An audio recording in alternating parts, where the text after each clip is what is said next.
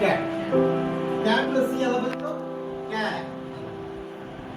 C C C అనే letter సా శబ్దంతో వస్తుంది. ఇది లెటర్ కలిగి కానీ అది వర్డ్ రాసేది క్యాట్ అంటే కా శబ్దం వచ్చింది.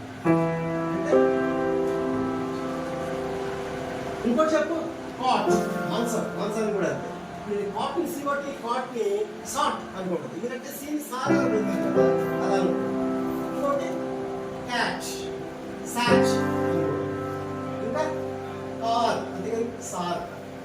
ఎలాగా అంటే మోస్ట్ మనకి ఇంగ్లీష్లో స్పెల్లింగ్స్ ఒక రూల్ బుక్ అంటూ లేదు.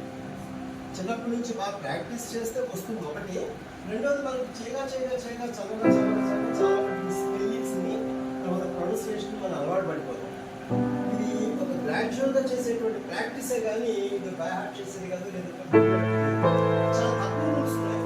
అన్ని స్పెల్లింగ్స్ అన్ని వర్డ్ యొక్క స్పెల్లింగ్స్ గుర్తుపెట్టుకోవడానికి మనకి అవకాశం ఉంది. కాకపోతే ప్రాక్టీస్ చేస్తూ ఉంటుంటే ఈజీ మెథడ్ టిప్స్ ద్వారా చేస్తూ ఉంటే మనం అలవాటు అయిపోతాయి స్పెల్లింగ్స్ ఎలా చెప్పాలి.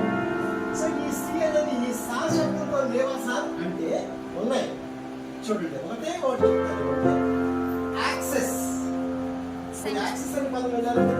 యాక్సెస్ లో యాక్సెస్ ఇచ్చారండి, ఆ యాప్కి యాక్సెస్ లేదు అంటుంటాను సార్, నాకు యాక్సెస్ లేదు అంటాం. విన్నారా మీరు కూడా? ఇది కా శబ్దం పలికింది, ఈ సి అనేది సా శబ్దం. అంతేనా?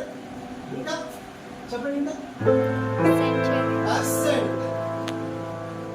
ఇది సా. పర్సెంట్ అంటే పర్ఫెక్ట్ కాదు, అంటే 100%. సెంచరీ. సెంచరీ సా శబ్దం వచ్చేదని సెంచరీ కాదు. సినిమా. మేడం బాగా చెప్తున్నారు. సినిమా సా. మీ బాగా స్పెల్లింగ్స్ బాగా వచ్చాయి. సినిమా కూడా సిమెంట్. Very good. నోట్ చెప్పు, సా శబ్దం వచ్చేది ఫేస్. ఎఫ్ఎస్ఈ ఫేస్. ఇది సాయి, అందుకని ఫేక్ కాదు. ఓకే. సో కొన్ని పదాలు అంటే మనకి రెగ్యులర్ గా ఫ్రీక్వెంట్ గా అంటే తరచుగా ఎప్పుడు నేర్చుకుంటుంటే ఏది కావస్తుందో ఏది సా శబ్దం వస్తుందో అనేది ప్రాక్టీస్ అవుతుంది. దానికి మనం ప్యానిక్ అవ్వాల్సిన పని లేదు ఇంగ్లీష్ స్పెల్లింగ్ సంబంధించి. మోరోవర్ ఎందుకంటే ఎవరైనా మాట్లాడేటప్పుడు కమ్యూనికేషన్ ఇంపార్టెంట్, కానీ మనం వేర్ ఆర్ యూ గోయింగ్ అంటే WHERE వేర్ ARERGY చెప్పాల్సిన అవసరం ఉందా? అవసరం